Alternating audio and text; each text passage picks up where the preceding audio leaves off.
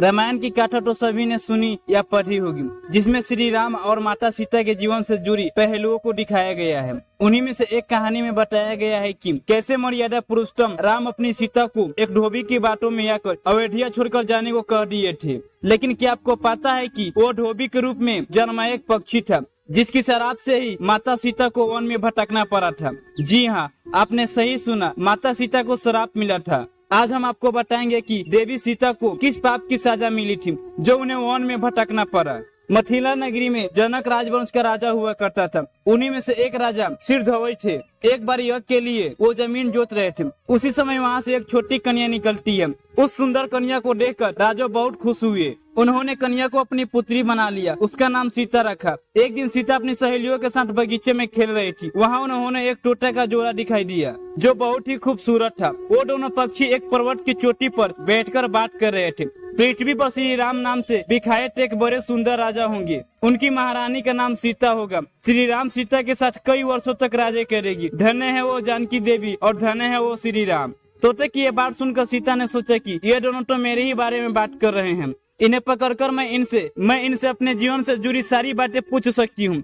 इसलिए उन्होंने अपनी सहेलियों से उन दोनों पक्षियों को पकड़ कर लाने को कहा। उनकी सहेलियां उस पर्वत पर गई और दोनों पक्षियों को पकड़ कर ले आई। माता सीता उन पक्षियों से कहती है कि तुम दोनों बहुत ही सुंदर हो। देखो, डरो नहीं, मैं तुम्हें कुछ नहीं नुकसान पहुंचाऊंगी। तुम बस मुझे ये बताओ कि तुम कौन हो और कहाँ से आए हो। राम कौन है और सीता कौन है, तुम्हें उनके बारे में कैसे पता। माता सीता के पूछने पर दोनों पक्षी बताते हैं कि एक बहुत विख्यात महर्षि वाल्मीकि है। हम दोनों उन्हीं के आश्रम में रहते हैं। महर्षि ने रामायण नाम का एक ग्रंथ लिखा है, जिसका पाठ उन्होंने अपने शिष्य को भी करवाया है।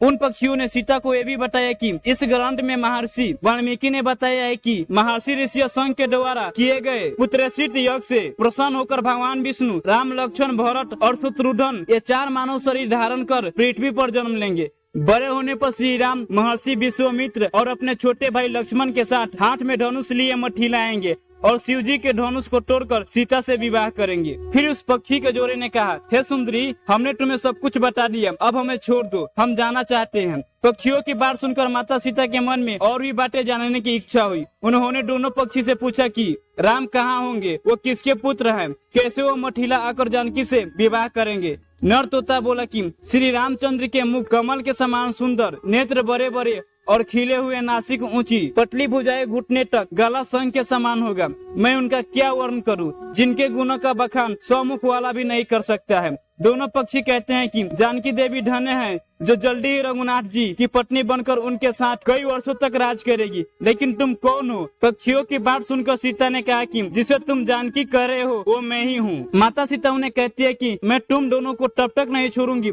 जब श्री राम यहाँ आकर मुझसे विवाह करेंगे। तब तक तुम दोनों आराम से मेरे घर में रह सकते हो। यह सुनकर मादा तोता जानकी से कहती है कि हम दोनों वन के पक्षी है, हमें घर में सुख नहीं मिलेगा। मैं गर्भवती हूँ, मुझे जाने दो। मैं अपने स्थान पर जाकर बच्चा पैदा करूंगी। आप चाहे तो उसके बाद फिर से यहाँ आ जाऊंगी। उसके कहने पर भी सीता जी ने उसे नहीं छोड़ा। तब उसकी पति यानी नर तोते ने कहा, सीता मेरी पत्नी को छोड़ दो, वो गर्भवती है। जब ये बच्चों को जन्म दे देगी तब लेकर मैं फिर तुम्हारे पास आ जाऊंगा। तब सीता ने कहा, तुम आराम से जा सकते हो, लेकिन ये मुझे बहुत पसंद है, तुम घबराओ नहीं, मैं इसकी इच्छा से देखभाल करूंगी। जब सीता ने उस मादा तोता को छोड़ने से मना कर दिया तब वो पक्षी दुखी हो गया। पक्षी दोबारा सीता जी से निवेदन करता है कि मैं अपनी पत्नी के बिना जिंदा नहीं रह सकता हूँ, इसलिए इसे छोड़ दो। माता सीता तुम बहुत अच्छी हो, मेरी प्रार्थना मान लो। इस तरह उसने सीता जी को बहुत समझाया, लेकिन सीता ने उसकी पत्नी को नहीं छोड़ा। तब मादा पक्षी ने क्रोध में सीता को श्राप दिया कि जिस प्रकार तू मुझे इस समय अपने पति से अलग कर रही हो, वैसे ही तुझे भी संभव गर्भवती के अवस्था में श्री राम से अलग होना पड़ेगा।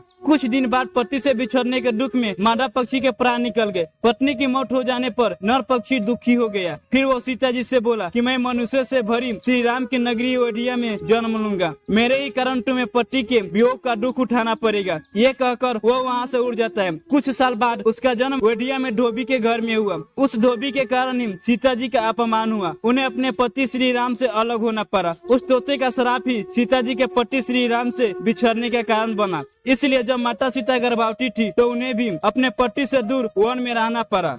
आपने अक्सर लोगों को कहना सुना होगा कि हमारे कर्मों का फल हमें यही मिलता है। इस कहानी से ये बात सिद्ध भी हो जाती है कि कर्म के फल से कोई नहीं बच सकता, फिर चाहे वो भगवान राम हो या सीता, सभी को अपने कर्मों का फल भुगतना पड़ता है। दोस्तों, अगर ये कहानी आपको अच्छा लगा हो तो वीडियो को लाइक और चैनल को सब्सक्राइब कर दीजिएगा। जब तक के लिए मिलते हैं अगले वीडियो में।